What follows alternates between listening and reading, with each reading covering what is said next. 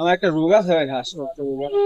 ভাবা যায় এমন একটা সুঠাম দেহের অধিকারী ছেলে, সে নাকি 2 দিনের অনাহার। আপনি 2 দিন ধরে ভাত খান নামনে কোন কইছেন না, 2 দিন ধরে ভাত খান নামনে তো আয়েন আপনি হোটেল হাওয়া মুসুম থেকে ভাত খাবেন।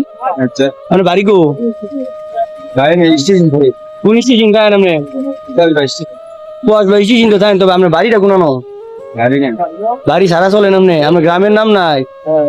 স্টেশনে ভাই আপনি জন্ম হয়েছেন না কোনো জায়গাতে, আমি স্টেশনে আমার ধর্ম কোন স্টেশন করবে তো আপনি দেখছি না, আমরা তো বাড়ি করবো ওই না।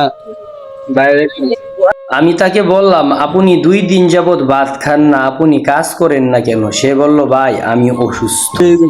আপনি আল্লাহ দিলে কাজ টাজ করতেন না, আপনি তো শরীরের স্বাস্থ্য সবই ভালো, আপনি কাজ করেন নাকি রে? আমার একটা রোগ আছে ভাই, শ্বাসকষ্ট রোগ আছে। শ্বাসকষ্ট রোগ আছে? তখন তার জন্য আমার মায়া লেগে যায়। আমার সাথে কথা বলার সময় তার চোখের পানিগুলা টলমল করছে। আমি কিছু টিয়া দিয়া দিই আপনাকে হাইন গান। পরে তাকে আমি অল্প সহযোগিতা করলাম। ভিডিওটি ভালো লাগলে অবশ্যই শেয়ার করে দিবে।